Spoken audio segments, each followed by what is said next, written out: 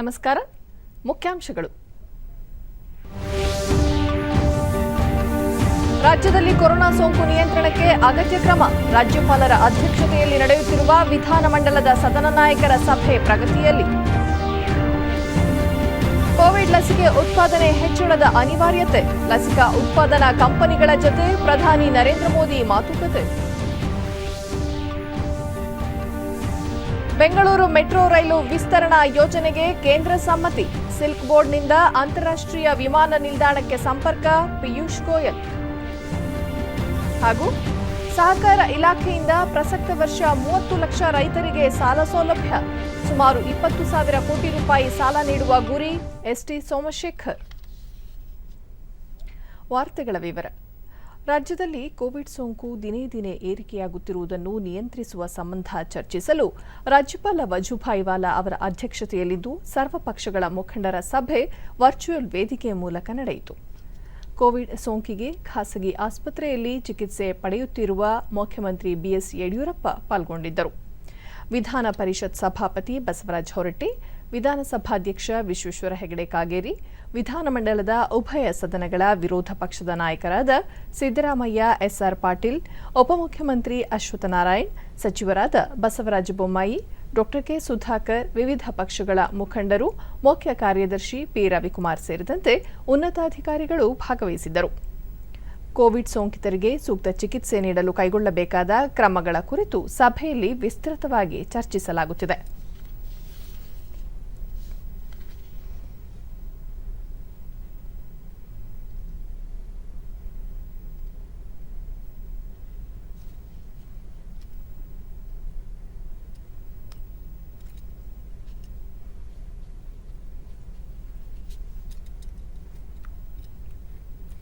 ಪ್ರಧಾನಿ ನರೇಂದ್ರ ಮೋದಿ ಇದೀಗ ಕೋವಿಡ್ ಲಸಿಕಾ ಉತ್ಪಾದನಾ ಕಂಪನಿಗಳೊಂದಿಗೆ ವಿಡಿಯೋ ಕಾನ್ಫರೆನ್ಸ್ ಮೂಲಕ ಮಾತುಕತೆ ನಡೆಸಿದರು.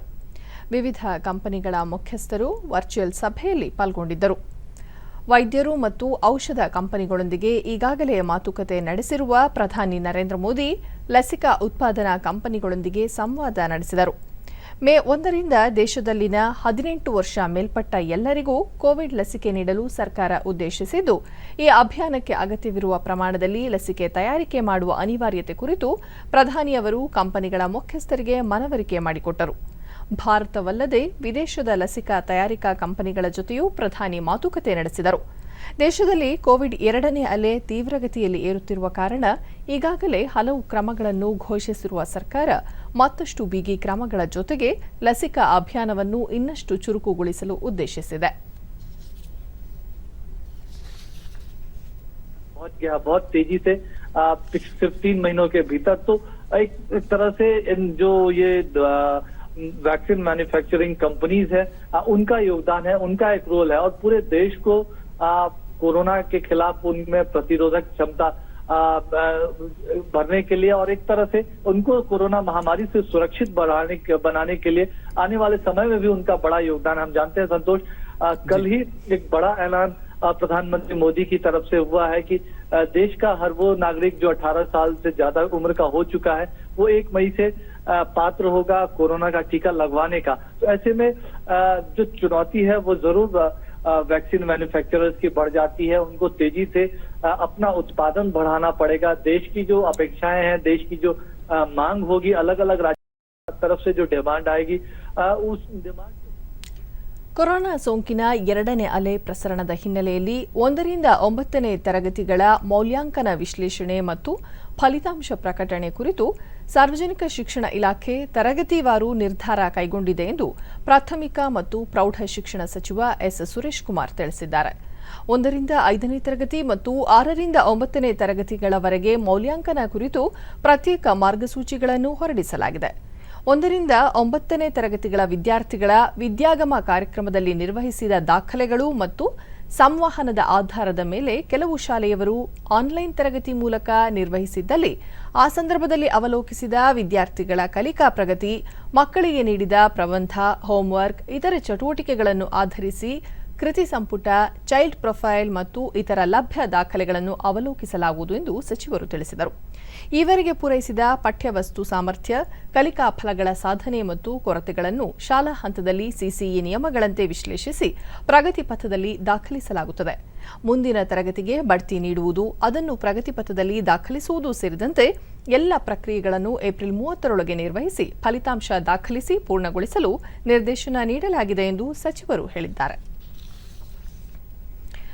ಕೊರೋನಾ ಸೋಂಕು ವ್ಯಾಪಕವಾಗುತ್ತಿರುವ ಹಿನ್ನೆಲೆಯಲ್ಲಿ ನಾಗರಿಕರಿಗೆ ನೆರವಾಗಲು ರಕ್ಷಣಾ ಇಲಾಖೆ ಸಿದ್ಧತೆಗಳ ಕುರಿತು ಕೇಂದ್ರ ರಕ್ಷಣಾ ಸಚಿವ ರಾಜನಾಥ್ ಸಿಂಗ್ ಇಂದು ಸೇನಾ ಮುಖ್ಯಸ್ಥರು, 3 ಸೇನಾ ಪಡೆಗಳ ಪ್ರಮುಖರು, ಸಚಿವರು ಮತ್ತು ಡಿಆರ್ಡಿಒ ಮುಖ್ಯಸ್ಥರ ಜೊತೆ ಸಭೆ ನಡೆಸಿದರು. ವಿಡಿಯೋ ಕಾನ್ಫರೆನ್ಸ್ ಮೂಲಕ ನಡೆದ ಸಭೆಯಲ್ಲಿ ಸಚಿವರು ಸೇನಾ ವೈದ್ಯಕೀಯ ಸೌಲಭ್ಯಗಳನ್ನು ಸಾಮಾನ್ಯ ಕೊರೋನಾ ಸೋಂಕಿತರಿಗೆ ಕಲ್ಪಿಸುವಂತೆ ಹಾಗೂ ಸೇನೆಯಿಂದ ಅಗತ್ಯ ಆಕ್ಸಿಜನ್ ಪೂರೈಸುವಂತೆ ಅಧಿಕಾರಿಗಳಿಗೆ ಸೂಚಿಸಿದರು. ರಕ್ಷಣಾ ಇಲಾಖೆಯ ಆಸ್ಪತ್ರೆಗಳ ಪ್ರಗತಿ ಪರಿಶೀಲಿಸಿದ ಸಚಿವ ರಾಜನಾಥ್ ಸಿಂಗ್, ಕೊರೋನಾ ಸೋಂಕಿಗೆ ಸಂಬಂಧಿಸಿದಂತೆ ನಾಗರಿಕರ ಅಗತ್ಯಗಳಿಗೆ ಸ್ಪಂದಿಸಲು ಇರುವ ಸಂಪನ್ಮೂಲಗಳನ್ನು ಸಮರ್ಪಕವಾಗಿ ಬಳಸಿಕೊಳ್ಳಬೇಕು, ಅಲ್ಲದೆ ಹೆಚ್ಚಿನ ಸಂಪನ್ಮೂಲ ಬೇಕಾದಲ್ಲಿ ತಕ್ಷಣ ಸಂಗ್ರಹಿಸುವಂತೆ ನಿರ್ದೇಶನ ನೀಡಿದರು ಎಂದು ಸುದ್ದಿಸಂಸ್ಥೆಯೊಂದು ವರದಿ ಮಾಡಿದೆ. ಇದಕ್ಕೂ ಮುನ್ನ ಸೇನಾ ಮುಖ್ಯಸ್ಥ ಜನರಲ್ ಎಂಎಂ ನರವಣೆ, ರಕ್ಷಣಾ ಇಲಾಖೆ ಕಾರ್ಯದರ್ಶಿ ಹಾಗೂ ಡಿಆರ್ಡಿಒ ಮುಖ್ಯಸ್ಥರೊಂದಿಗೆ ಮಾತುಕತೆ ನಡೆಸಿದ ಸಚಿವ ರಾಜನಾಥ್ ಸಿಂಗ್, ಕೊರೋನಾ ನಿಯಂತ್ರಣ ಕುರಿತಂತೆ ನಾಗರಿಕರಿಗೆ ಅಗತ್ಯ ಸೌಲಭ್ಯಗಳನ್ನು ಕಲ್ಪಿಸುವಂತೆ ಸೂಚಿಸಿದ್ದಾರೆ. ಜೊತೆಗೆ ಕೊರೋನಾ ಪರಿಸ್ಥಿತಿ ನಿಯಂತ್ರಣ ಕುರಿತಂತೆ ರಾಜ್ಯಗಳ ಮುಖ್ಯಮಂತ್ರಿಗಳ ಜೊತೆ ಸಂಪರ್ಕದಲ್ಲಿದ್ದುಕೊಂಡು ಅಗತ್ಯ ನೆರವು ನೀಡಲು ಆಯಾ ರಾಜ್ಯಗಳ ಸೇನಾ ಕಮಾಂಡರ್ಗಳಿಗೆ ನಿರ್ದೇಶನ ನೀಡುವಂತೆಯೂ ಎಂಎಂ ನರವಣೆ ಅವರಿಗೆ ಸಚಿವರು ಸೂಚನೆ ನೀಡಿದ್ದಾರೆ. ಈ ಸಂಬಂಧ ರಕ್ಷಣಾ ಕಾರ್ಯದರ್ಶಿ ಎಲ್ಲ 67 ಕಂಟೋನ್ಮೆಂಟ್ ಬೋರ್ಡ್ ಆಸ್ಪತ್ರೆಗಳಲ್ಲಿ ನಾಗರಿಕರಿಗೂ ಚಿಕಿತ್ಸೆ ನೀಡುವಂತೆ ಸೂಚನೆ ನೀಡಿದ್ದಾರೆ. ಬೆಂಗಳೂರು ನಗರದಲ್ಲಿ ಸಿಲ್ಕ್ ಬೋರ್ಡ್ ಜಂಕ್ಷನ್ನಿಂದ ಕೆಆರ್ಪುರಂ ಮೂಲಕ ಕೆಂಪೇಗೌಡ ಅಂತಾರಾಷ್ಟ್ರೀಯ ವಿಮಾನ ನಿಲ್ದಾಣಕ್ಕೆ ಸಂಪರ್ಕ ಕಲ್ಪಿಸುವ ಮೆಟ್ರೋ 2A ಮತ್ತು 2B ಮೆಟ್ರೋ ರೈಲು ಯೋಜನೆಗೆ ಕೇಂದ್ರ ಸಚಿವ ಸಂಪುಟ ಅನುಮತಿ ನೀಡಿದೆ ಎಂದು ಕೇಂದ್ರ ರೈಲ್ವೆ ಖಾತೆ ಸಚಿವ ಪಿಯೂಷ್ ಗೋಯಲ್ ಹೇಳಿದ್ದಾರೆ. ಪ್ರಧಾನಿ ನರೇಂದ್ರ ಮೋದಿ ಅವರ ಅಧ್ಯಕ್ಷತೆಯಲ್ಲಿಂದು ನಡೆದ ಸಚಿವ ಸಂಪುಟ ಸಭೆಯಲ್ಲಿ ಯೋಜನೆಗೆ ಅನುಮೋದನೆ ನೀಡಲಾಗಿದೆ. ಮೆಟ್ರೋ 2A ಯೋಜನೆಯಡಿ ಸೆಂಟ್ರಲ್ ಸಿಲ್ಕ್ ಬೋರ್ಡ್ನಿಂದ ಕೆಆರ್ಪುರಂವರೆಗೆ ಹಾಗೂ 2B ಯೋಜನೆಯಡಿ ಕೆಆರ್ಪುರಂನಿಂದ ಹೆಬ್ಬಾಳ ಜಂಕ್ಷನ್ ಮೂಲಕ ಕೆಂಪೇಗೌಡ ಅಂತಾರಾಷ್ಟ್ರೀಯ ವಿಮಾನ ನಿಲ್ದಾಣಕ್ಕೆ ಸಂಪರ್ಕ ಕಲ್ಪಿಸಲಾಗುವುದು ಎಂದರು. ಸಿಲ್ಕ್ ಬೋರ್ಡ್ನಿಂದ ಅಂತಾರಾಷ್ಟ್ರೀಯ ವಿಮಾನ ನಿಲ್ದಾಣದವರೆಗಿನ 58 ಕಿಲೋಮೀಟರ್ ಮೆಟ್ರೋ ನಿರ್ಮಾಣದ ಹೊಣೆಯನ್ನು ಬಿಎಂಆರ್ಸಿಎಲ್ ವಹಿಸಿಕೊಳ್ಳಲಿದೆ. 14,788 ಕೋಟಿ ರೂಪಾಯಿ ವೆಚ್ಚದ ಯೋಜನೆ ಇದಾಗಿದ್ದು, ಕೇಂದ್ರ ಮತ್ತು ರಾಜ್ಯ ಸರ್ಕಾರಗಳು ವೆಚ್ಚ ಭರಿಸಲಿವೆ. 5 ವರ್ಷಗಳಲ್ಲಿ ಪೂರ್ಣಗೊಳಿಸುವ ಗುರಿ ಹೊಂದಲಾಗಿದೆ ಎಂದು ಹೇಳಿದರು. ಬೆಂಗಳೂರಿನಲ್ಲಿ ಮೆಟ್ರೋ ಮೊದಲ ಹಂತ ಈಗಾಗಲೇ ಪೂರ್ಣಗೊಂಡಿದ್ದು, 2ನೇ ಹಂತದಲ್ಲಿ 72 ಕಿಲೋಮೀಟರ್ ಯೋಜನೆ ಪ್ರಗತಿಯಲ್ಲಿದೆ. ಇದು 4 ವರ್ಷಗಳಲ್ಲಿ ಪೂರ್ಣಗೊಳ್ಳಲಿವೆ ಎಂದು ತಿಳಿಸಿದರು. ಮೆಟ್ರೋ ರೈಲು ಯೋಜನೆ ಬೆಂಗಳೂರಿನಲ್ಲಿ ಕೈಗೆಟುಕುವ ದರದಲ್ಲಿ ಸುರಕ್ಷಿತ, ವಿಶ್ವಾಸಾರ್ಹ ಮತ್ತು ಮಾಲಿನ್ಯ ರಹಿತ ಸಮೂಹ ಸಾರಿಗೆ ಕಲ್ಪಿಸುವ ನಿಟ್ಟಿನಲ್ಲಿ ಒಂದು ಮಹತ್ವದ ಹೆಜ್ಜೆ ಎಂದು ಹೇಳಿದರು. ಬೆಂಗಳೂರು ಮೆಟ್ರೋ ರೈಲು 2A ಮತ್ತು 2B ಹಂತದ ಯೋಜನೆಗಳಿಗೆ ಕೇಂದ್ರ ಸಚಿವ ಸಂಪುಟ ಅನುಮೋದನೆ ನೀಡಿರುವುದಕ್ಕೆ ಮುಖ್ಯಮಂತ್ರಿ ಬಿಎಸ್ ಯಡಿಯೂರಪ್ಪ ಅವರು ಪ್ರಧಾನಿ ನರೇಂದ್ರ ಮೋದಿ ಅವರಿಗೆ ಅಭಿನಂದನೆ ಸಲ್ಲಿಸಿದ್ದಾರೆ. ಈ ಕುರಿತು ಟ್ವೀಟ್ ಸಂದೇಶದಲ್ಲಿ ಅವರು, Implementation is expected to take about 5 years. As we are all aware, Bangalore is the IT capital of India, a major engine of economic growth for Karnataka and for the country, and has a very robust. ಈ ಕುರಿತು tweet ಸಂದೇಶದಲ್ಲಿ ಅವರು, ಕೇಂದ್ರದ ಈ ನಿರ್ಧಾರದಿಂದ ಬೆಂಗಳೂರಿನಲ್ಲಿ ಸಾರ್ವಜನಿಕ ಸಾರಿಗೆ ಮೂಲಸೌಕರ್ಯಗಳಿಗೆ ಮತ್ತಷ್ಟು ವೇಗ ದೊರೆಯಲಿದೆ ಎಂದು ತಿಳಿಸಿದ್ದಾರೆ. Huge economic opportunities await Karnataka and Bangalore in particular in the future. Its population is also growing, estimated to be about 20 million by 2031. Therefore, it is important to upgrade public transport system to provide affordable, fast, reliable, safe, secure. ಸಹಕಾರ ಇಲಾಖೆಯಿಂದ ಈ ವರ್ಷ ರಾಜ್ಯದ 30 ಲಕ್ಷ ರೈತರಿಗೆ ಹೊಸದಾಗಿ ಸಾಲ ನೀಡಲಾಗುವುದು. ಈಗಾಗಲೇ 27 ಲಕ್ಷ ರೈತರಿಗೆ 17,000 ಕೋಟಿ ರೂಪಾಯಿ ಸಾಲ ನೀಡುವ ಪ್ರಕ್ರಿಯೆ ಪ್ರಗತಿಯಲ್ಲಿದೆ ಎಂದು ಸಹಕಾರ ಸಚಿವ ಎಸ್ಟಿ ಸೋಮಶೇಖರ್ ಹೇಳಿದ್ದಾರೆ. ಮೈಸೂರಿನಲ್ಲಿಂದು ಅವರು ಕೊರೋನಾದಿಂದಾಗಿ ರೈತರು ಸಂಕಷ್ಟಕ್ಕೀಡಾಗಿದ್ದಾರೆ. ಮುಂದಿನ ಬೆಳೆ ಬೆಳೆಯಲು ರೈತರಿಗೆ ಅನುಕೂಲ ಮಾಡಿಕೊಡುವ ಉದ್ದೇಶದಿಂದ ಹೊಸ ಸಾಲ ನೀಡಲಾಗುತ್ತಿದೆ. ಕಳೆದ ಬಾರಿಗಿಂತ ಈ ಬಾರಿ ಹೆಚ್ಚಿನ ರೈತರಿಗೆ ಸಾಲ ಸೌಲಭ್ಯ ಕಲ್ಪಿಸಲು ಉದ್ದೇಶಿಸಿದ್ದು, ಈ ಬಾರಿ ಸುಮಾರು 20,000 ಕೋಟಿ ಸಾಲ ನೀಡಬೇಕು ಎಂಬ ಗುರಿ ನಿಗದಿಪಡಿಸಲಾಗಿದೆ ಎಂದರು. ವಿವಿಧ ಸಹಕಾರ ಸಂಘ ಸಂಸ್ಥೆಗಳಲ್ಲಿ ಸುಮಾರು 5,000 ಉದ್ಯೋಗಗಳನ್ನು ಸೃಷ್ಟಿಸುವ ಉದ್ದೇಶ ಹೊಂದಲಾಗಿದೆ.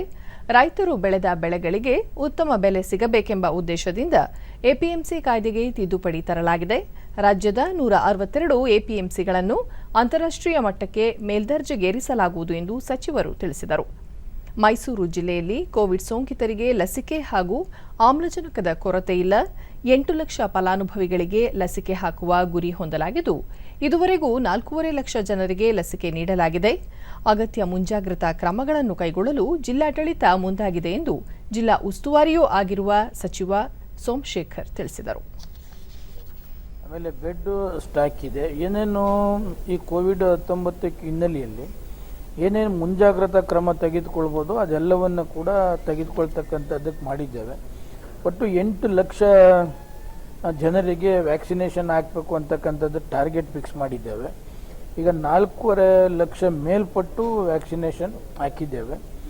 ಇನ್ನು ಮಿಕ್ಕಿದ್ದು 8 ಲಕ್ಷ 10 ಲಕ್ಷ ಗಂಡ ವ್ಯಾಕ್ಸಿನೇಷನ್ನ ಕೇಳಿದ್ದೇವೆ. ಈಗ 4,75,000 ಕೊಟ್ಟಿದ್ದಾರೆ.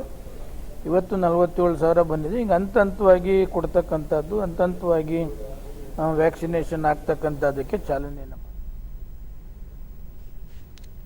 ರಾಮನಗರ ಮತ್ತು ಚನ್ನಪಟ್ಟಣ ನಗರಸಭೆಗಳ ಚುನಾವಣಾ ಪ್ರಚಾರಕ್ಕೆ ಉಪಮುಖ್ಯಮಂತ್ರಿ ಡಾ ಸಿಎನ್ ಅಶ್ವತ್ಥನಾರಾಯಣ್ ಇಂದು ಚಾಲನೆ ನೀಡಿ ಕ್ಷೇತ್ರದ ಮತದಾರರ ಬಳಿ ಮತಯಾಚನೆ ನಡೆಸಿದರು.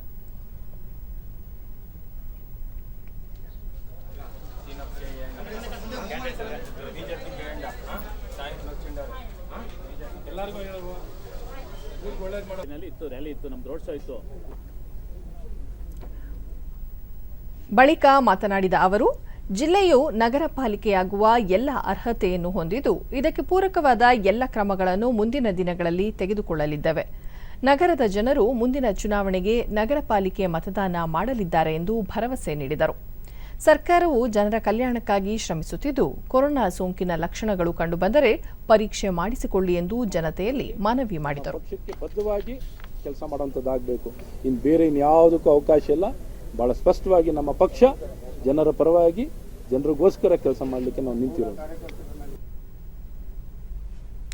ಕೊರೋನಾ ನಿಯಂತ್ರಣ ಕುರಿತಂತೆ ಕೇಂದ್ರಾಡಳಿತ ಪ್ರದೇಶಗಳ ಮುಖ್ಯ ಕಾರ್ಯದರ್ಶಿಗಳೊಂದಿಗೆ ಕೇಂದ್ರ ಗೃಹ ಕಾರ್ಯದರ್ಶಿ ಮತ್ತು ಆರೋಗ್ಯ ಸಚಿವಾಲಯದ ಕಾರ್ಯದರ್ಶಿಗಳು ಸಮಾಲೋಚನೆ ನಡೆಸಿದ್ದಾರೆ. ಎಲ್ಲ ಕೇಂದ್ರಾಡಳಿತ ಪ್ರದೇಶಗಳ ಮುಖ್ಯ ಕಾರ್ಯದರ್ಶಿಗಳೊಂದಿಗೆ ವಿಡಿಯೋ ಕಾನ್ಫರೆನ್ಸ್ ಮೂಲಕ ಸಭೆ ನಡೆಸಿದ ಕೇಂದ್ರ ಗೃಹ ಕಾರ್ಯದರ್ಶಿ ಅಜಯ್ ಕುಮಾರ್ ಭಲ್ಲಾ ಮತ್ತು ಆರೋಗ್ಯ ಸಚಿವಾಲಯದ ಕಾರ್ಯದರ್ಶಿ ರಾಜೇಶ್ ಭೂಷಣ್ ಕೊರೋನಾ ಪರೀಕ್ಷೆ ಹೆಚ್ಚಿಸಿ ಸೋಂಕಿತರನ್ನು ಪತ್ತೆ ಹಚ್ಚಿ ತ್ವರಿತವಾಗಿ ಚಿಕಿತ್ಸೆ ನೀಡಲು ಅಗತ್ಯ ಕ್ರಮ ಕೈಗೊಳ್ಳುವಂತೆ ಸೂಚಿಸಿದರು. ಜತೆಗೆ ಸೋಂಕಿತರಿಗೆ ಚಿಕಿತ್ಸೆ ನೀಡಲು ಅಗತ್ಯ ಸೌಲಭ್ಯಗಳನ್ನು ಕಲ್ಪಿಸುವಂತೆಯೂ ನಿರ್ದೇಶನ ನೀಡಿದರು.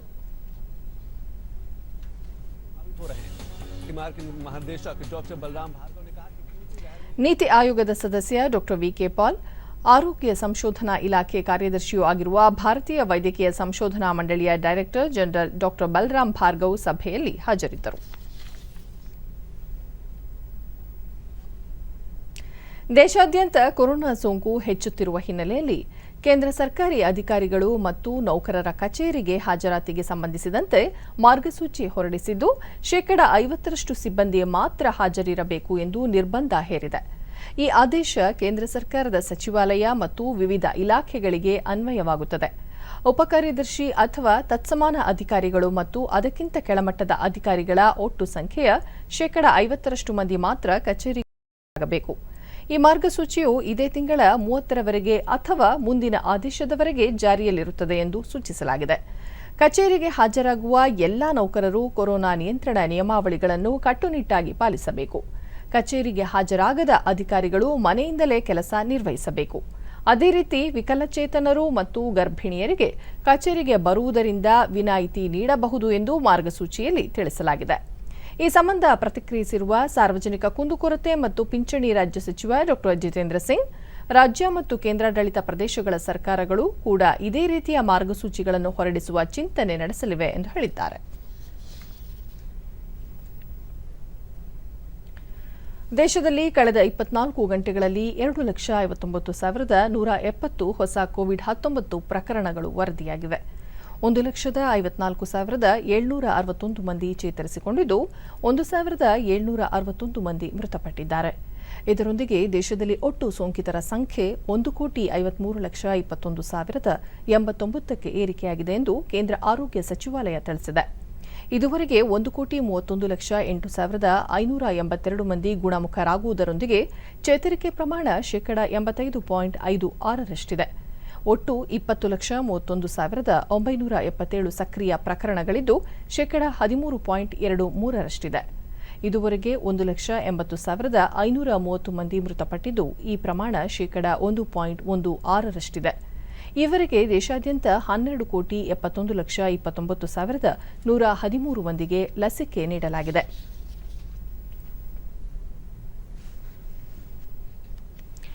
ದೇಶದಲ್ಲಿ ಕೊರೋನಾ ಸೋಂಕಿತರ ಪರೀಕ್ಷಾ ಸಾಮರ್ಥ್ಯದಲ್ಲಿ ಹೆಚ್ಚಳ ಮಾಡಲಾಗಿದೆ. ಇದುವರೆಗೆ 26,94,14,35 ಮಂದಿಗೆ ಪರೀಕ್ಷೆ ನಡೆಸಲಾಗಿದೆ ಎಂದು ಭಾರತೀಯ ವೈದ್ಯಕೀಯ ಸಂಶೋಧನಾ ಸಂಸ್ಥೆ ಐಸಿಎಂಆರ್ ತಿಳಿಸಿದೆ. ಸರ್ಕಾರಿ ಮತ್ತು ಖಾಸಗಿ ಪ್ರಯೋಗಾಲಯಗಳು ಸೇರಿದಂತೆ ನಿನ್ನೆ ಒಂದೇ ದಿನ 15,90,486 ಮಾದರಿಗಳ ಪರೀಕ್ಷೆ ನಡೆಸಲಾಗಿದೆ ಎಂದು ಐಸಿಎಂಆರ್ ಹೇಳಿದೆ.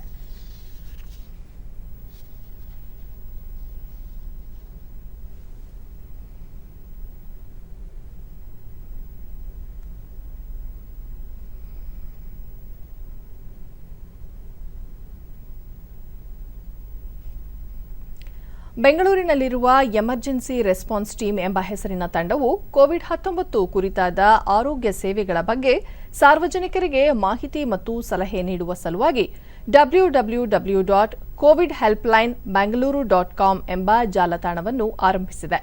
ಈ ಜಾಲತಾಣದ ಮೂಲಕ ಸರ್ಕಾರದ ಮಾರ್ಗಸೂಚಿಗಳನ್ನು, ಆಸ್ಪತ್ರೆಗಳಲ್ಲಿರುವ ಹಾಸಿಗೆಯ ವಿವರ, ಲಸಿಕೆ ಕೇಂದ್ರಗಳ ಪಟ್ಟಿ, ಕೋವಿಡ್ ಪರೀಕ್ಷಾ ಕೇಂದ್ರಗಳ ಬಗ್ಗೆ ಮಾಹಿತಿ ಕುರಿತಂತೆ ಆರೋಗ್ಯಕ್ಕೆ ಸಂಬಂಧಿಸಿದ ಹಲವಾರು ಮಾಹಿತಿಗಳನ್ನು ಪಡೆಯಬಹುದಾಗಿದೆ. ಡಿಡಿ ನ್ಯೂಸ್ನೊಂದಿಗೆ ಎಮರ್ಜೆನ್ಸಿ ರೆಸ್ಪಾನ್ಸ್ ಟೀಮ್ ಮುಖ್ಯಸ್ಥ ಅಮೀನ್ ಎ ಮುದಾಸರ್ ಕೊರೋನಾ ಸೋಂಕಿನ ಕುರಿತಾದ ಉಪಯುಕ್ತ ಮಾಹಿತಿಗಳನ್ನು ಹಾಗೂ ಆರೋಗ್ಯ ಸೇವೆಗಳ ನಿಖರವಾದ ಮಾಹಿತಿಯನ್ನು ಜನರಿಗೆ ತಿಳಿಸುವ ಸಲುವಾಗಿ ಈ ಜಾಲತಾಣವನ್ನು ಆರಂಭಿಸಿದ್ದು, ಇದರ ಉಪಯೋಗವನ್ನು ಎಲ್ಲರೂ ಪಡೆದುಕೊಳ್ಳಬೇಕೆಂದು ತಿಳಿಸಿದರು. ಈ ಸ್ಕೀಮ್ ಇಂದ ಏನ್ ಬೆನಿಫಿಟ್ ಆಗುತ್ತೆ ಹಲವಾರು ಜನರಿಗೆ ಗೊತ್ತಿಲ್ಲ. ಅದೇ ರೀತಿ ವ್ಯಾಕ್ಸಿನೇಷನ್ ಸೆಂಟರ್ಸ್ ಯಾವ್ಯಾವ ಬೆಂಗಳೂರಲ್ಲಿ ಅದ್ರ ಬಗ್ಗೆ ಮಾಹಿತಿ ಇದೆ. Free centres, paid centres, Covid testing ಎಲ್ಲಿ ಮಾಡಬಹುದು ಅದ್ರ ಬಗ್ಗೆ ಮಾಹಿತಿ ಇದೆ. ಆಕ್ಸಿಜನ್ ಸಿಲಿಂಡರ್ಸ್ ಎಲ್ಲಿ ಸಿಗುತ್ತೆ, ಆಂಬ್ಯುಲೆನ್ಸ್ ಸರ್ವಿಸ್ ಬಗ್ಗೆ ಇದೆ. ಪ್ಲಾಸ್ಮಾ ಡೊನೇಷನ್, ಯಾರಾದ್ರೂ ಪ್ಲಾಸ್ಮಾ ಡೊನೇಟ್ ಮಾಡಬೇಕಂದ್ರೆ ಅವ್ರು ಫಾರ್ಮ್ ಫಿಲ್ ಮಾಡಬಹುದು. ಫಲಾನುಭವಿ ಸಂಧ್ಯಾ, ಈ ಜಾಲತಾಣವು ಉಪಯೋಗಕಾರಿಯಾಗಿದ್ದು ಹೆಚ್ಚಿನ ಜನರು ಇದರ ಲಾಭವನ್ನು ಪಡೆದುಕೊಳ್ಳಬೇಕೆಂದು ಅಭಿಪ್ರಾಯಪಟ್ಟರು.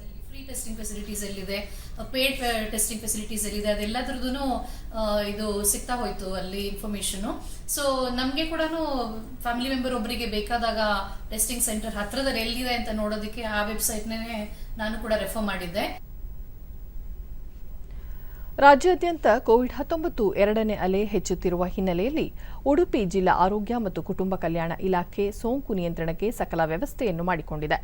ಸೋಂಕು ನಿಯಂತ್ರಣಕ್ಕಾಗಿ ಹಲವಾರು ರೀತಿ ಜನಜಾಗೃತಿ ಕಾರ್ಯಕ್ರಮಗಳನ್ನು ಹಮ್ಮಿಕೊಂಡಿದೆ.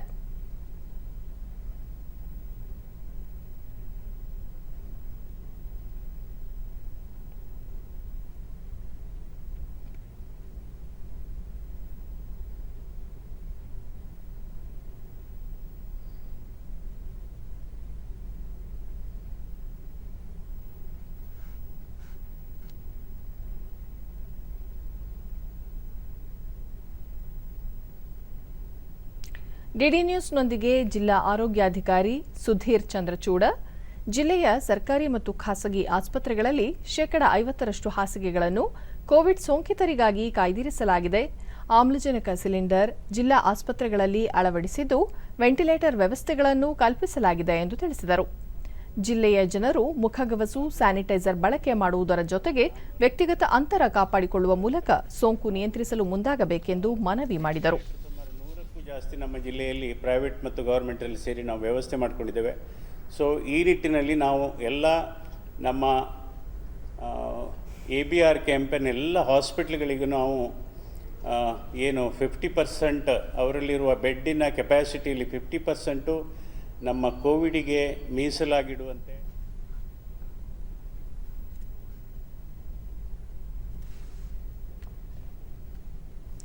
ಸರ್ಕಾರದ ಆದೇಶದನ್ವಯ ಎಲ್ಲ ಖಾಸಗಿ ಆಸ್ಪತ್ರೆಗಳು ಶೇಕಡ 50ರಷ್ಟು ಹಾಸಿಗೆಗಳನ್ನು ಕೊರೋನಾ ಸೋಂಕಿತರಿಗೆ ಮೀಸಲಿಡಬೇಕು ಎಂದು ಬಿಬಿಎಂಪಿ ಮುಖ್ಯ ಆಯುಕ್ತ ಗೌರವ್ ಗುಪ್ತಾ ಪುನರುಚ್ಚರಿಸಿದ್ದಾರೆ. ಬೆಂಗಳೂರಿನಲ್ಲಿಂದು ಮಾಧ್ಯಮಗಳೊಂದಿಗೆ ಅವರು ಶೇಕಡ 50ರಷ್ಟು ಹಾಸಿಗೆಗಳನ್ನು ಮೀಸಲಿಡುವಂತೆ ಖಾಸಗಿ ಆಸ್ಪತ್ರೆಗಳಿಗೆ ನೋಟಿಸ್ ನೀಡಲಾಗಿದೆ. ಇದರ ಪರಿಶೀಲನೆಗೆ ಅಧಿಕಾರಿಗಳ ತಂಡವನ್ನು ರಚಿಸಲಾಗಿದೆ. ಕೆಲವು ಆಸ್ಪತ್ರೆಗಳು ಇದಕ್ಕೆ ಸಹಮತ ವ್ಯಕ್ತಪಡಿಸಿದ್ದು, ನಿನ್ನೆ 800 ಹಾಸಿಗೆಗಳು ಲಭ್ಯವಾಗಿವೆ. ಆದರೆ ನಮಗೆ ನಿತ್ಯ 11,000 ಹಾಸಿಗೆಗಳ ಅಗತ್ಯವಿದೆ.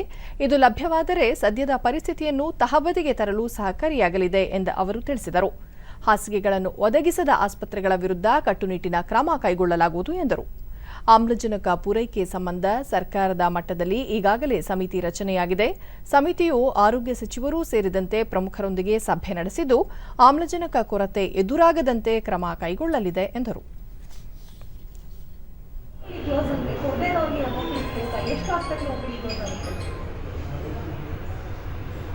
ಕಾನೂನು ಕ್ರಮ ತೆಗೆದುಕೊಳ್ಳುವಂಥದ್ದು ನಮ್ಮಲ್ಲಿ ಅವಕಾಶ ಇದ್ದೇ ಇದೆ. ನಾವು ಅವ್ರ ಜೊತೆಗೆ ಮಾತನಾಡಿದ್ದೀವಿ, ಎಲ್ಲರೂ ಒಪ್ಕೊಂಡಿದ್ದಾರೆ. ಕೊಡ್ತಾ ಇದ್ದೀವಿ ಅಂತ ಹೇಳಿ ಹೇಳ್ತಾ ಇದ್ದಾರೆ. ಆದಷ್ಟು ಬೇಗ ಕೊಡಬೇಕಂತಲೂ ವಿಷಯ. ಅದನ್ನು ಕೆಲವರು ನಿನ್ನೆ ಕೊಟ್ಟಿದ್ದಾರೆ. ನಾನು ಹೇಳಿದಾಗೆ 800 ಬೆಡ್ಸ್ ನಮಗೆ ನಿನ್ನೆ ಬಂದಿದೆ. ಅದೇ ರೀತಿಯಲ್ಲಿ ಒಂದೊಂದು ದಿನ 1,000 ಬೆಡ್ಸ್ ನಮಗೆ ಸಿಕ್ಕಿದ್ರೆ, ಕನಿಷ್ಠ 1,000 ಬೆಡ್ಸ್ ಸಿಕ್ಕಿದ್ರೆ ಅದು ನಮಗೆ ಇದ್ದ ಸಿಚುವೇಶನ್ ಹ್ಯಾಂಡಲ್ ಮಾಡ್ತೀವಿ ಸರ್. ಆಕ್ಸಿಜನ್ ವಿಷಯ ಬಗ್ಗೆ ಸರ್ಕಾರ ಮಟ್ಟದಲ್ಲಿ ಆಕ್ಸಿಜನ್ ಮ್ಯಾನೇಜ್ಮೆಂಟ್ ಸಲುವಾಗಿ ಒಂದು ಸಮಿತಿ ರಚನೆ ಆಗಿದೆ. ಆ ಸಮಿತಿ ಸಲುವಾಗಿ ನಿನ್ನೆ ಒಂದು ಬೈಠಕ ಮಾನ್ಯ ಆರೋಗ್ಯ ಸಚಿವರ ಮಟ್ಟದಲ್ಲಿ ಆಗಿತ್ತು. ತದನಂತರ CM ಅವರ ಮೀಟಿಂಗ್ ಆದ ನಂತರ ಇನ್ನೊಂದು ಸಭೆ ಕೈಗಾರಿಕಾ ಸಚಿವರು ಕೂಡ ತೆಗೆದುಕೊಂಡಿದ್ದಾರೆ. ಬಲ್ಕ್ ಸಪ್ಲೈ ಇಂಡಸ್ಟ್ರೀಸಿಂದ ಪಡೆಯುವಂಥದ್ದು ಅದು ನಮಗೆ ಬೇಕಾಗಿರ್ತಕ್ಕಂಥದ್ದು 300 ಟನ್ ಬೇಕಾಗೋದು ಸದ್ಯಕ್ಕೆ. ಆ 300 ಟನ್ ಲಭ್ಯತೆ ಇದೆ. ಆದರೆ ಅದರ ಡಿಸ್ಟ್ರಿಬ್ಯೂಷನ್ ಇರ್ತಕ್ಕಂಥದ್ರಲ್ಲಿ ಕೆಲವು ಕಡೆ ಇಂಪ್ರೂವ್ಮೆಂಟ್ ಮಾಡುವಂಥ ಅವಶ್ಯಕತೆ ಇದೆ. ಆ ದಿಕ್ಕಿನಲ್ಲಿ ಎಲ್ಲರನ್ನೂ ಸೇರಿ ಎಲ್ಲ ಆಸ್ಪತ್ರೆಗಳಲ್ಲಿ ಇರ್ತಕ್ಕಂತಹ ಆಕ್ಸಿಜನ್ ವ್ಯವಸ್ಥೆ ಏನಿದೆ ಅದನ್ನು ತಿಳಿದು ಅಲ್ಲಿ ಪ್ರಾಬ್ಲಮ್ ಆಗ್ತಕ್ಕಂಥದ್ದು ಎಲ್ಲೆಲ್ಲಿ ಇದೆ ಅದನ್ನು ಸಾಲ್ವ್ ಮಾಡಲಿಕ್ಕೆ ಸರ್ಕಾರ ಮಟ್ಟದಲ್ಲಿ ಒಂದು ಚಿಂತನೆ ನಡೆದಿದೆ. ವಿಜಯಪುರ ಜಿಲ್ಲಾ ಪೊಲೀಸ್ ಇಲಾಖೆ ವತಿಯಿಂದ ನಗರದಲ್ಲಿ ಕೊರೋನಾ ಜಾಗೃತಿ ಅಭಿಯಾನವನ್ನು ನಡೆಸಲಾಯಿತು. ಪೊಲೀಸ್ ವರಿಷ್ಠಾಧಿಕಾರಿ ಅನುಪಮ್ ಅಗರ್ವಾಲ್ ನೇತೃತ್ವದಲ್ಲಿ ಪೊಲೀಸ್ ಸಿಬ್ಬಂದಿ ನಗರದ ಗಾಂಧಿ ವೃತ್ತ ಸೇರಿದಂತೆ ವಿವಿಧ ಮಾರುಕಟ್ಟೆಗಳಲ್ಲಿ ಸಂಚರಿಸಿ ಕೊರೋನಾ ತಡೆಯ ನಿಯಮಗಳ ಕುರಿತು ಜನರಲ್ಲಿ ಅರಿವು ಮೂಡಿಸಿದರು. ಐತಿಹಾಸಿಕ ಪ್ರವಾಸಿ ತಾಣಗಳಾದ ಗೋಳಗುಮ್ಮಟ, ಇಬ್ರಾಹಿಂ ರೋಜಾ ಸೇರಿದಂತೆ ಇನ್ನಿತರ ಪ್ರವಾಸಿ ಸ್ಥಳಗಳ ವೀಕ್ಷಣೆಗೆ ಜಿಲ್ಲಾಡಳಿತ ನಿರ್ಬಂಧ ಹೇರಿದೆ.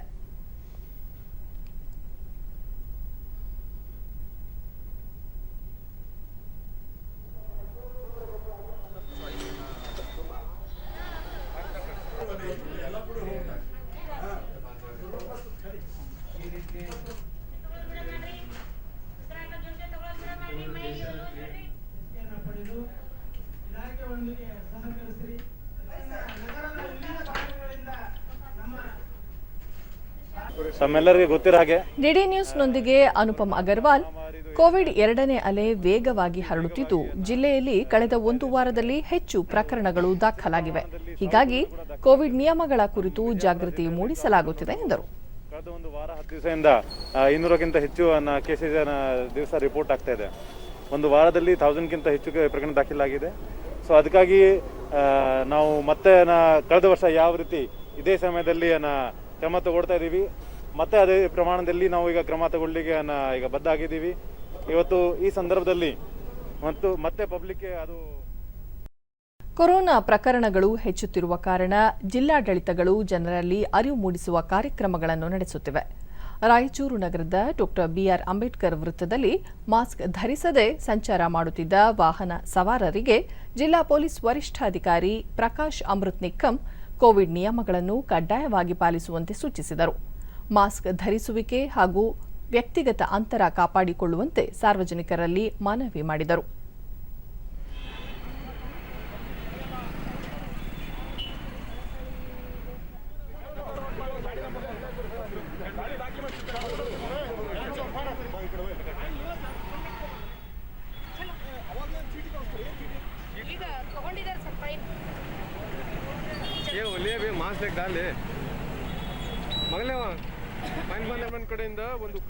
ಸುದ್ದಿಗಾರರೊಂದಿಗೆ ಪ್ರಕಾಶ್ ಅಮೃತ್ ನಿಕಂ, ಜಿಲ್ಲೆಯಲ್ಲಿ ಈಗಾಗಲೇ 250 ಕೋವಿಡ್ ಪ್ರಕರಣಗಳು ವರದಿಯಾಗಿವೆ.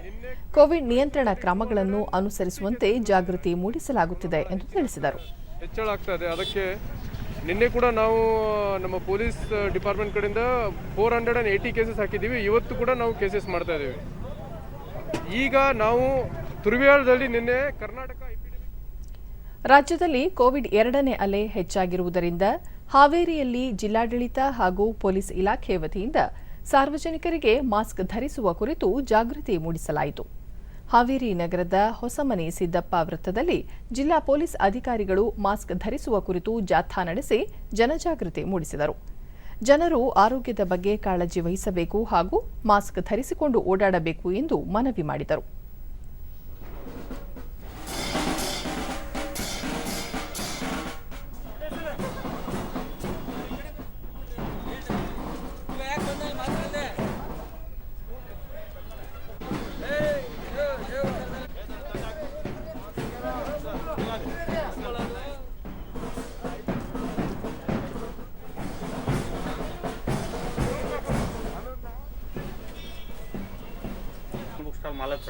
ಡಿಡಿ ನ್ಯೂಸ್ನೊಂದಿಗೆ ಸ್ಥಳೀಯ ಶಿವಶಂಕರಪ್ಪ, ಸಾರ್ವಜನಿಕರು ಮಾಸ್ಕ್ ಧರಿಸಿ ಓಡಾಡುವುದರಿಂದ ಕೊರೋನಾವನ್ನು ನಿಯಂತ್ರಿಸಬಹುದಾಗಿದ್ದು ಎಲ್ಲರೂ ಕಡ್ಡಾಯವಾಗಿ ಮಾಸ್ಕ್ ಧರಿಸಬೇಕು ಎಂದರು. ಯಾವುದೇ ಸಮಸ್ಯೆ ರೋಗದ್ದು ಇದೊಂದು ಪರಿಹಾರ ಅಂತ ನನ್ನ ವಿಚಾರ ಐತಿ.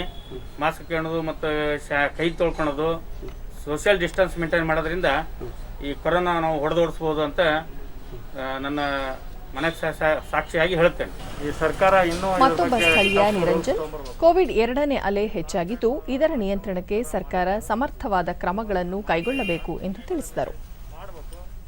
ತೊಂದರೆ ಆಕೈತೆ ಜನಕ್ಕೆ, ಇನ್ನೂ ಸ್ವಲ್ಪ ಕಂಟ್ರೋಲ್ ಬರ್ತೈತಿ. ಈಗ ಲಾಸ್ಟ್ ಟೈಮ್ಕಿನ್ನ ಜಾಸ್ತಿ ಆಗತೈತಿ ಕೊರೋನಾ ಎಲ್ಲ, ಡಬಲ್ ಆಗಾಕತ್ತೈತಿ. ಈಗ 1 to ಡಬಲ್ ಆಗಾಕತ್ತೈತಿ. ಡೆತ್ ರೇಟ್ ಇಶ್ಯೂ ಅದು ಜಾಸ್ತಿ ಆಗ್ತೈತೆ. ಹೀಗಾಗಿ ಇನ್ನೂ ಸ್ವಲ್ಪ ಸರ್ಕಾರ ಅದ್ರ ಬಗ್ಗೆ ಮಾಡಬೇಕು ಅನಿಸ್ತೈತೆ ನಮ್ಮ ಅನಿಸಿಕೆ. ಪೊಲೀಸ್ ಅಧಿಕಾರಿ ಕೆಜಿ ದೇವರಾಜ್, ಸಾರ್ವಜನಿಕರು ಕಡ್ಡಾಯವಾಗಿ ಮಾಸ್ಕ್ ಧರಿಸಬೇಕು, ಸ್ಯಾನಿಟೈಸರ್ ಬಳಕೆ ಮಾಡುವ ಮೂಲಕ ಜಾಗೃತರಾಗಿರಬೇಕು ಎಂದರು. ಎನ್ಫೋರ್ಸ್ ಮಾಡ್ತಾ ಇದ್ದೀವಿ. ಯಾರು ಮಾಸ್ಕ್ ಇಲ್ಲ ಅವ್ರು ದಂಡ ಕಟ್ಟಬೇಕು, ಇಲ್ಲ ಮಾಸ್ಕ್ ಹಾಕೊಬೇಕು, ಇಲ್ಲ ಮನೆಗೆ ಹೋಗ್ಬೇಕು. ಬೇರೆ ಆಪ್ಷನ್ ಇಲ್ಲ, ಫೈನ್ ಕಟ್ಟಬೇಕು. 3 ಆಪ್ಷನ್ ಕೊಟ್ಟಿರೋದು. ಮಾಸ್ಕ್ ಹಾಕೊಂಡೇ ಬರಬೇಕು, ಸಾಮಾಜಿಕ ಅಂತರ ಕಾಪಾಡಬೇಕು, ಎಲ್ಲರೂ ಸ್ಯಾನಿಟೈಸರ್ ಬಳಸ್ಕೊಬೇಕು ಅಥವಾ ಕೈ ತೊಳಿಬೇಕು. ಆಮೇಲೆ ಮಾಸ್ಕ್ ಇಲ್ಲದೆ ಇದ್ರೆ ಮನೇಲಿರ್ಬೇಕು, ಹೊರಗಡೆ ಬಂದರೆ ಮಾಸ್ಕ್ ಹಾಕೊಂಡೇ ಬರಬೇಕು, ಇಲ್ಲದ್ರೆ ಫೈನ್ ಕಟ್ಟಬೇಕು. ಬೇರೆ ಅವ್ರಿಗೆ ಯಾವುದೇ 3-4ನೇ ಆಪ್ಷನ್ ಕೊಟ್ಟಿಲ್ಲ ನಾವು. ಅದನ್ನು ಇವಾಗ ಚಾಚು ತಪ್ಪದೆ ಪಾಲನೆ ಆಗೋ ಥರ ಮಾಡಿಸ್ಕೊಂಡು ಹೋಗ್ತಾ ಇದ್ದೀವಿ. ಹಾವೇರಿ ಶಹರ ಅದೇ ಥರ ಎಲ್ಲ ಶಹರದಲ್ಲೂ ಮಾಡಿದ್ದೀವಿ. ಇನ್ನು ಮುಂದೆ ಕೂಡ ಇನ್ನೂ ಒಂದ್ಸರಿ ಮಾಡ್ತಾ ಇರ್ತೀವಿ. ಇನ್ನು ಹವಾವರ್ತಮಾನ. ರಾಜ್ಯದ ದಕ್ಷಿಣ ಒಳನಾಡಿನ ಕೆಲವೆಡೆ ಮತ್ತು ಉತ್ತರ ಒಳನಾಡಿನ ಅಲ್ಲಲ್ಲಿ ಮಳೆಯಾಗಿದೆ. ಕರಾವಳಿಯಲ್ಲಿ ಒಣಹವೆ ಮುಂದುವರಿಯಲಿದೆ. ತೊಂಡೇಬಾವಿ ಶಿರಾದಲ್ಲಿ 3 ಸೆಂಟಿಮೀಟರ್, ಗೌರಿಬಿದನೂರು, ಮಳವಳ್ಳಿ, ಮಲೆಮಹದೇಶ್ವರ ಬೆಟ್ಟದಲ್ಲಿ 2, ಬೆಳ್ಳಟ್ಟಿ, ಚಾಮರಾಜನಗರ, ಬಂಡೀಪುರ, ಟಿ ನರಸೀಪುರ, ತುರುವೇಕೆರೆಯಲ್ಲಿ 1 ಸೆಂಟಿಮೀಟರ್ ಮಳೆಯಾಗಿದೆ. ಕಲಬುರಗಿಯಲ್ಲಿ ಗರಿಷ್ಠ ತಾಪಮಾನ 40.5 ಡಿಗ್ರಿ ಸೆಲ್ಸಿಯಸ್ ದಾಖಲಾಗಿದೆ. ಮುನ್ಸೂಚನೆಯಂತೆ ದಕ್ಷಿಣ ಒಳನಾಡಿನ ಕೆಲವೆಡೆ ಮತ್ತು ಕರಾವಳಿಯಲ್ಲಿ ಚದುರಿದಂತೆ ಮಳೆ ಅಥವಾ ಗುಡುಗು ಸಹಿತ ಮಳೆ ಸಾಧ್ಯತೆ. ಉತ್ತರ ಒಳನಾಡಿನಲ್ಲಿ ಒಣಹವೆ ಮುಂದುವರಿಕೆ. ಬೆಂಗಳೂರು ಸುತ್ತಮುತ್ತ ಭಾಗಶಃ ಮೋಡ ಕವಿದ ವಾತಾವರಣ. ಗರಿಷ್ಠ ತಾಪಮಾನ 34 ಹಾಗೂ ಕನಿಷ್ಠ 23 ಡಿಗ್ರಿ ಸೆಲ್ಸಿಯಸ್ ದಾಖಲಾಗುವ ಸಂಭವ.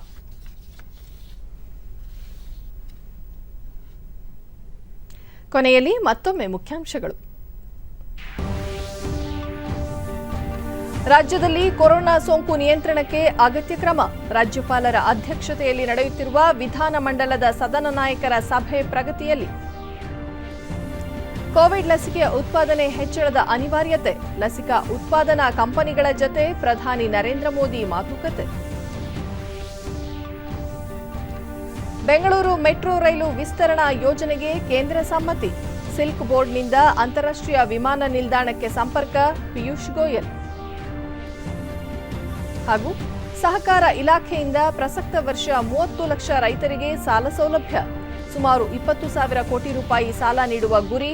ಎಸ್ಟಿ ಸೋಮಶೇಖರ್. ನಮ್ಮ ವಾರ್ತಾ ಪ್ರಸಾರವನ್ನು ನೀವು ಡಿಡಿ ಚಂದನ ನ್ಯೂಸ್ ಯೂಟ್ಯೂಬ್ ಚಾನೆಲ್ನಲ್ಲೂ ವೀಕ್ಷಿಸಬಹುದು.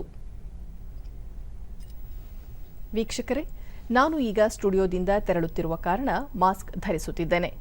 ನೀವು ಸಹ ಮನೆಯಿಂದ ಹೊರಹೋಗುವ ಮುನ್ನ ಸರಿಯಾದ ಕ್ರಮದಲ್ಲಿ ತಪ್ಪದೆ ಮಾಸ್ಕ್ ಧರಿಸಿ.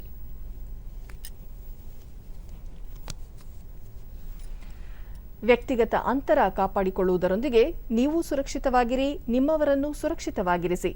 ನೈರ್ಮಲ್ಯಕ್ಕೆ ಆದ್ಯತೆ ನೀಡುವುದರ ಜೊತೆಗೆ ಸೋಂಕು ತಡೆಗೆ 45 ವರ್ಷ ಮೇಲ್ಪಟ್ಟ ಎಲ್ಲರೂ ಕೋವಿಡ್-19 ಲಸಿಕೆ ಪಡೆಯಿರಿ.